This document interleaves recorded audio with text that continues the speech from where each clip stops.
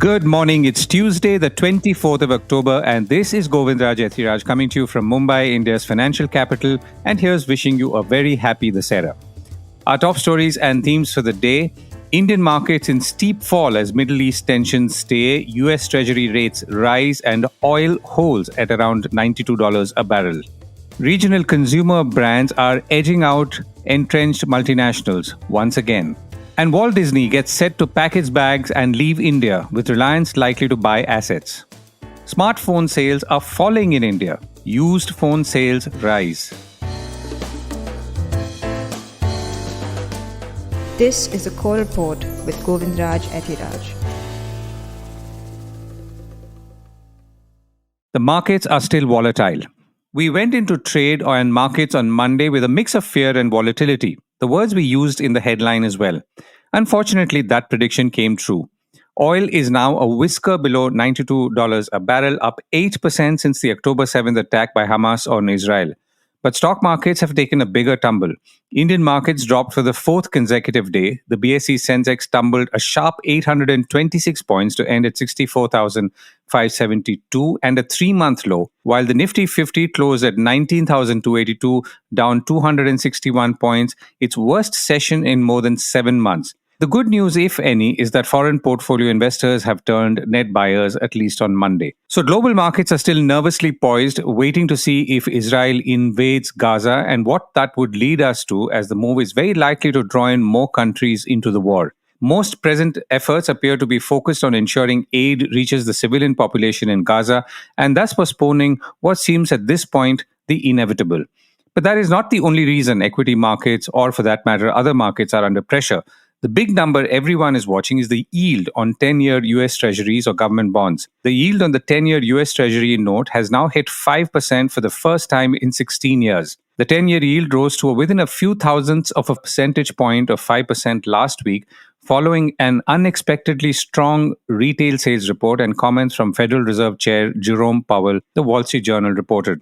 The 10-year yield reached a high of 5.021% according to TradeWeb, up from about 3.8% at the start of the year. Yields, which rise when bond prices fall, have climbed since the start of 2022, when investors began worrying in earnest that the Federal Reserve may raise interest rates to fight inflation, said the Wall Street Journal, adding that in recent weeks, the sell-off has only grown more intense.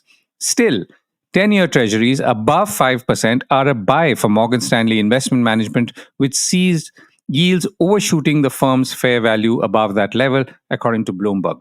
Back home, the Indian rupee is still weak, ending 7 paise lower against the US dollar on Monday, pulled by sharp losses in equities and, of course, that surge in US bond yields. So the rupee ended at about 83.19 a dollar against Friday's close of 83.12. The all-time low was 83.29 last month. US Treasury yields are putting currencies across the region under pressure. This is to obviously give you a context. The Indonesian rupiah is also fighting for cover despite an interest rate hike there. The Indonesian currency has been the worst performer amongst Asian peers in October, slumping 3.1%. The Malaysian ringgit, as we mentioned yesterday, has fallen to its lowest level since the 97 Asian financial crisis. The ringgit is the worst performer in Asia in 2023 after the yen having dropped by more than 8% against the greenback, according to the Straits Times. Back to oil for a moment. Oil major Chevron said it would buy Hess in an all-stock deal worth $53 billion, the second major oil tie-up this month, following ExxonMobil's $60 billion to buy Pioneer Natural Resources, according to the Wall Street Journal. Now, the point of this is that oil companies are clearly betting on a sustained appetite for oil for some time, at least decades, according to the Wall Street Journal. From oil to entertainment, Disney starts to pack its bags to leave India. After Viacom, which gently exited India, it is now a minority stakeholder in its joint venture with Reliance. It's now the turn of Disney, who has been looking to exit its substantial India business. The buyer, no surprises, is likely to be Reliance Industries, who could in a stock and cash deal buy into Walt Disney's India operations, according to Bloomberg. Disney may sell a controlling stake in the Disney Star business, which it values at around $10 billion, as opposed to small transactions weighed earlier, according to Bloomberg, adding that Reliance views the assets at between $7 to $8 billion. Disney's intent to sell its India assets has been known for some time, and negotiations with various potential partners and investors have also been on for a while. The intent to sell followed a statement by Disney chairman Bob Iger to this effect a few months ago. So the acquisition could be announced as early as next month, with some of Reliance's media units being merged into Disney Star, sources told Bloomberg. Acquiring Disney, and there's of course much more analysis on this to come in coming days, will give Reliance and Jio a massive hold over the lucrative cricket viewership rights in both television, which is still very strong, and streaming across all the major franchises, including, of course, the India Premier League, for which Reliance owns the digital rights, but Disney the television rights as of now. American companies like Disney and Viacom in entertainment and General Motors and Ford in automotive are or have exited India mostly because of pressures back home and the urge to consolidate elsewhere. General Motors and Ford, of course, threw in the towel a few years ago. But Disney, interestingly, is investing heavily in its amusement and theme park business, among others, but back home. So that, of course, leaves Sony in the fray, which is not an American company, along with OTT majors like Netflix and Amazon, which are American, and all of whom are faced off against Reliance, who is combining its entertainment assets with its rapidly expanding telecom infrastructure to gain, well, to put it mildly, a foothold or a firm foothold in the market. How regional, fast moving consumer goods products are gaining once again over the big ones. Nirma, a washing powder named after entrepreneur Karsanbhai Patel's daughter, was in the 90s and 2000s seen as a symbol of determined Indian resistance to multinational brands, notably Hindustan Lever and Procter & Gamble. While Nirma has survived, it has the same girl on the cover wearing a frock. A tribute to Karsanbhai's daughter, many other brands folded up or folded in. Take the case of Quality, a prominent ice cream brand that sold to Hindustan Lever, as did Kisan, the jam. Karsanbhai's daughter Nirma, incidentally, died in a car accident, and he named the washing powder after her. Fast forward. In more recent years, a common GST or goods and services tax also has meant a more unified national market, which has made it easier for larger companies to push their brands more seamlessly and ensure that their advertising and marketing effort is also viewed and experienced seamlessly. A crop of old and new entrepreneurs are now beginning to battle the big giants again, fighting pitched battles from their home turfs, quite literally, with new and highly localized products which consumers seem to be welcoming as opposed to the more standardized national brands. Like I mentioned, some of the brands are indeed old and have been around but have revved up for this round of battle. And they're joined by newer ones, including many direct-to-commerce brands who have now also gone offline. Both HUL and ITC said in recent investor presentations after their second quarter results that regional brands are gaining momentum, according to a Business Standard newspaper report. To me, the admission itself is surprising, if not shocking. HUL said in tea, for example, that regional brands grew 1.4x times, while in detergents, regional brands gained 6 times faster. For some levers managers, I'm guessing this must be a deja vu if the same people are still around. HUL, or Hindustan Unilever CEO Rohit Java, said in a post-earnings conference call last week where his company had really lost shares was in the space where they were encountering local players which have just increased in terms of numbers. ITC has said that local brands in noodles, biscuits, snacks, and soaps were putting pressure on them. Business Standard quotes Kantar World Panel, a consumer insights company, saying that even in areas like female hygiene, including sanitary napkins, tampons, and among others, small brands have increased from 22 to 26%. Interestingly, one example it quoted in the food space is a company called Balaji Jippy Noodles, which offered a 70-gram pack of noodles at a price of 10 rupees and a more desi version of Maggi with more masala. Now, Maggi may not be too far behind in pricing, but the local appropriation is something I'm pretty sure it's not finding it that easy to do. I googled Balaji, by the way, and found that it was started as Balaji Wafers and Sandwich as a canteen in a cinema hall and a girls' school in Rajkot in Gujarat in 1976. We will hear more about Balaji shortly. So I reached out to Dhairyashil Patil, the Kolhapur-based president of the All India Consumer Products Distributors Federation, which represents some 400,000 distributors and stockists across the country. And I began by asking him why or how, in his view, regional brands were gaining so much traction right now. This was a phenomenon which has started pre COVID. COVID has just suppressed the entire call it as the growth of this such kind of products. So it has been seen since past and since ages because companies which are big now were small at some point of time. Detergents, that is the non-food part, was picking up. For example, if I would like to quote, you can say Ghadi detergent or Fena or Sargam are such kind of companies which were very small in size at their beginning, but now they have become, you can't say it national, but at least a regional brand with the quantity of sales they are having. Same goes with masalas. There are only one or two national players in masala like Tata Sampann or Everest Masala. But there are thousands of companies which are regionals by taste are there in numerous numbers.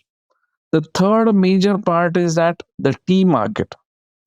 In tea also we have numerous people or regional local level brands.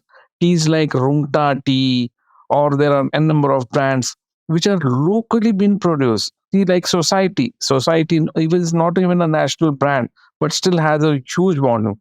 The incidents happened just yesterday of Wagh Bakri Chai. It's also a very big brand. So yes, there are smaller companies which are gaining lot of momentum on the national players. So, if I can dive down a little bit, Darishil, so the examples that you quoted, Society and Wagh Bakri, and it was indeed unfortunate to hear about the demise of the director. These are brands that have still been around. And for example, I have Society Tea and I like it, and it's a Western region brand. But in many other cases, they were brands which were essentially maybe pushed to the corner because of GST. Because bigger companies and bigger brands could, really spread their product across the country and obviously, therefore, use their marketing and advertising muscle to ensure that consumers came to them. So that was the theory. And it did happen at least in the 2000s and into maybe the 2010s as well. Has that changed, or is there any other subtle shifts that you've seen that is causing newer brands to come up? I mean, apart from the Bakris and societies, because they are much older in any case. Yes. See, the new entrepreneurship has been developing very fast. People are trying to bring in more effective and more research based products. The recent example you can find is of Mama Earth. Mama Earth is not a very big brand, but it has gained a lot of momentum. And brands in cosmetics also, there are n number of brands, but you can name it, or Sugar Cosmetics, which is also a recent brand which came up. So this entire thing is coming because of the fuel which has been put in by the policies into a new entrepreneurships. And there are few categories which you can name which are mostly regional, like dairy. Then comes a bakery. Third one is masala, tea. Then comes detergent, and then the last one is beauty cosmetics. So in these categories, like bakeries, you have n number of numerous bakeries initiated. So the segments lead where taste is concerned. So the masala in around 500 kilometers radius, you'll find n number of the most of the masala companies which there are, because every 200 to 300 kilometers the taste changes. Same goes with the biscuit. Same goes with the food products. There is also a competition into noodles. There's Balaji Jippy noodles, which is just coming up. Then salted snacks. Salted snacks also you have numerous competitors. Balaji itself is also an Western brand. Then you go into an Eastern country, there is a different brand. So these are all the segments where regional players are having a good connect with the local market itself.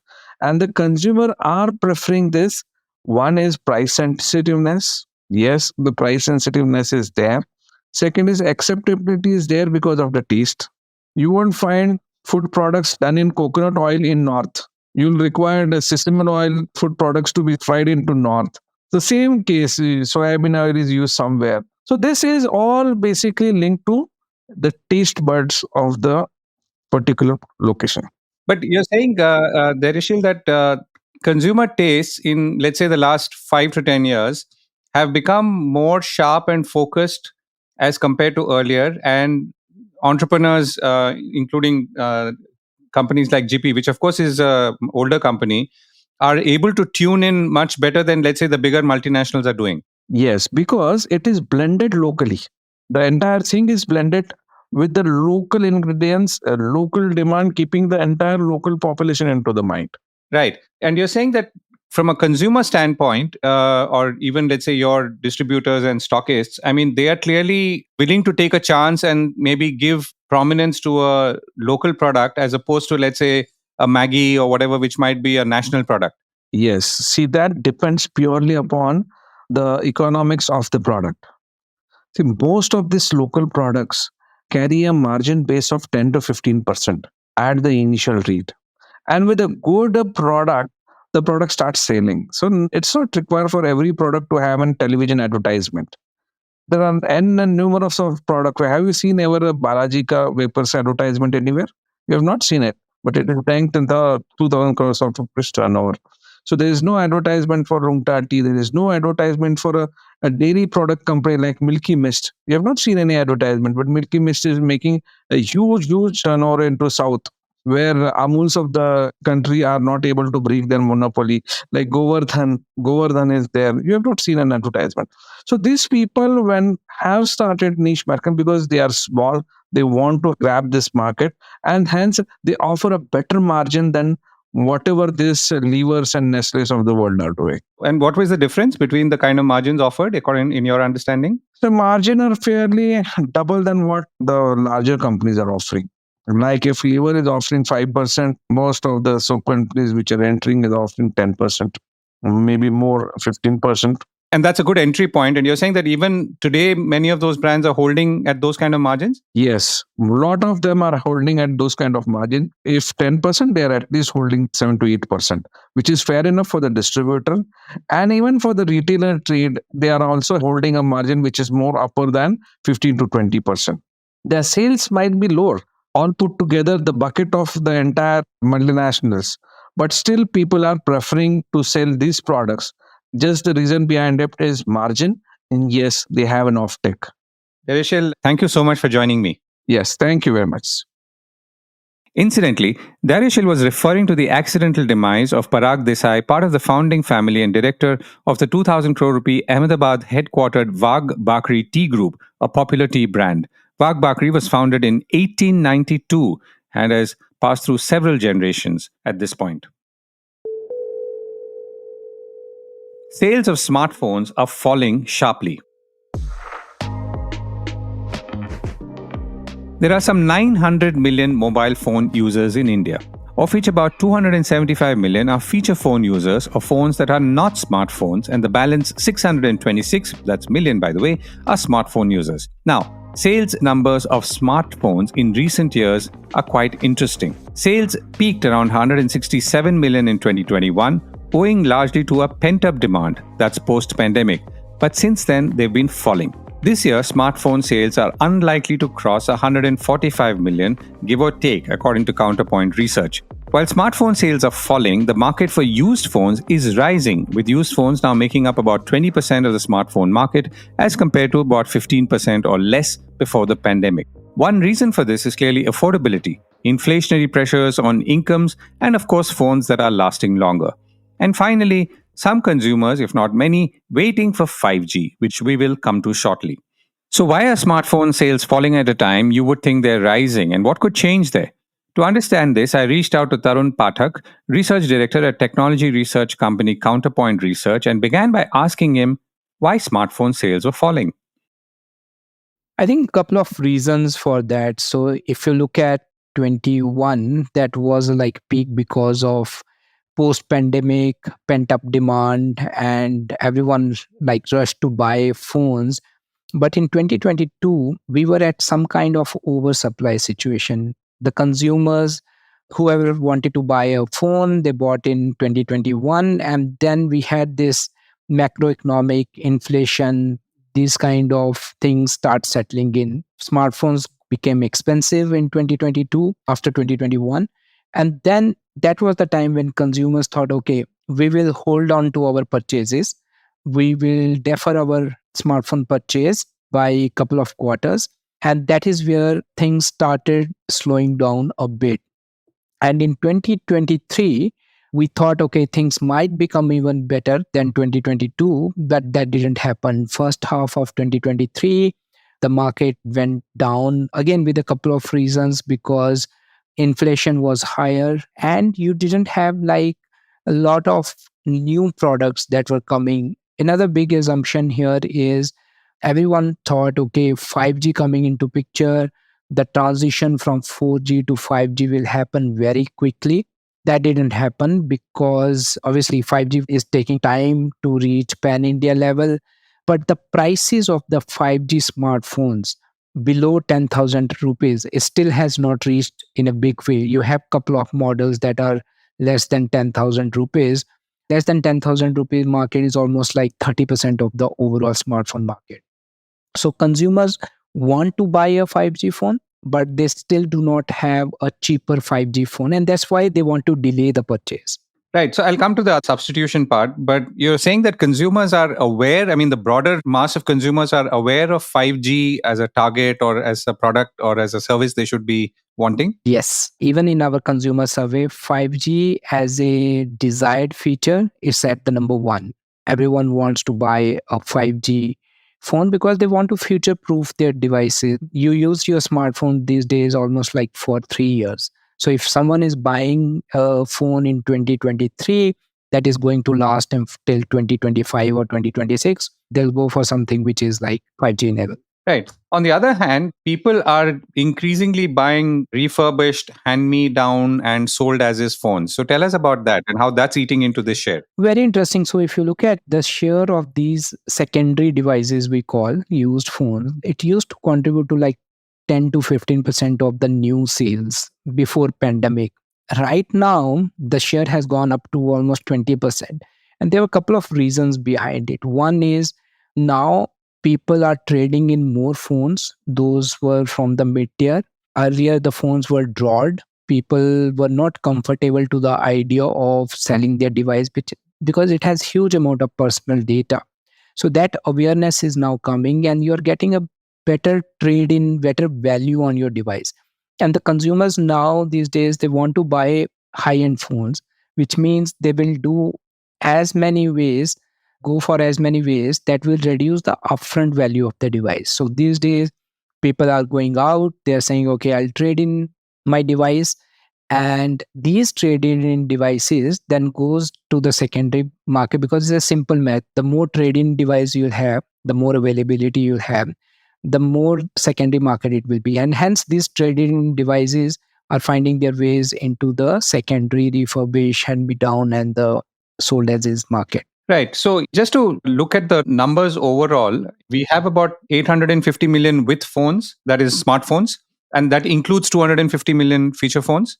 And 250 million feature phones are obviously, as companies like Jio also have been saying, are a target audience. Yeah, even Airtel has been saying, I think, to migrate them to a lot of cheaper 5G phones, among other. So I just want to get a sense again, you did mention the under 10,000 or the sub 10,000 category. How does the affordability work in the overall smartphone space at this point? Again, for operators like Jio, I think their main point is not about the device, it's the technology. From 2G to 4G or 5G, it's better because Jio doesn't serve the 2G legacy network. So for them, obviously, their interest is these 250 odd feature phone, which is bulk of your 2G, they should migrate to 4G.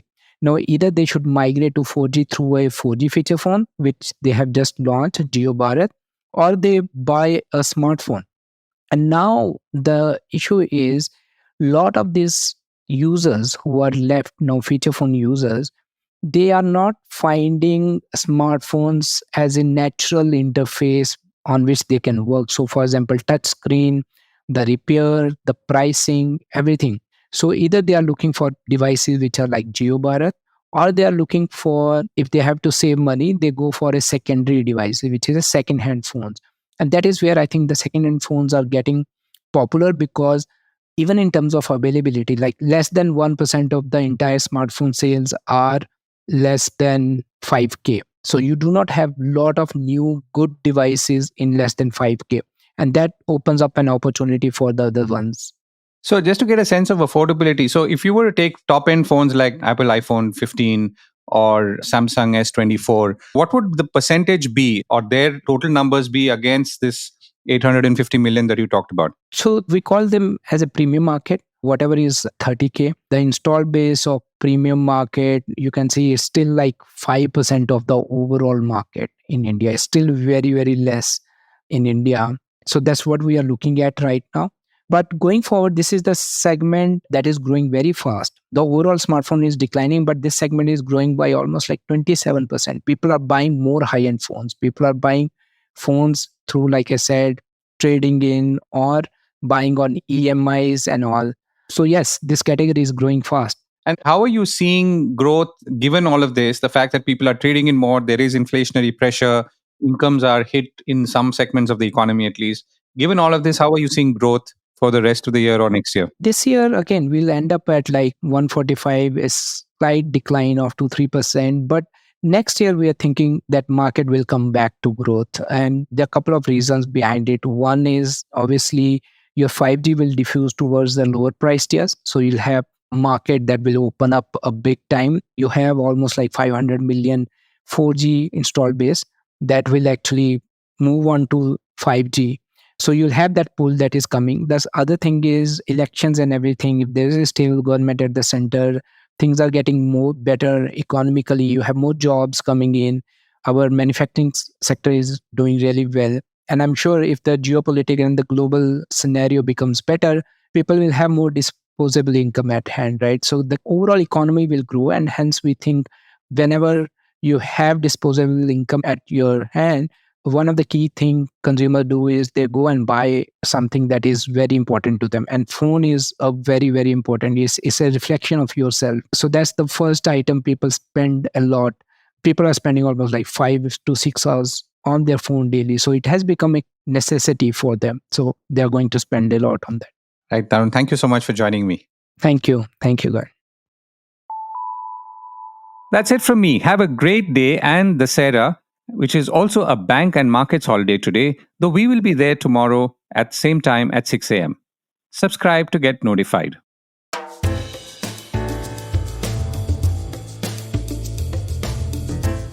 This was the Core Report with me, Govindraj Ethiraj.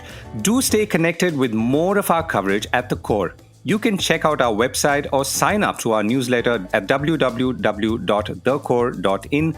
That is www.thecore.in, or follow us on LinkedIn, Twitter, and Facebook as well. Now, we would love your feedback on how we can make business more interesting and relevant to you, including our reporting on India's vibrant manufacturing sector. Write to us at feedback@thecore.in. Thank you for listening.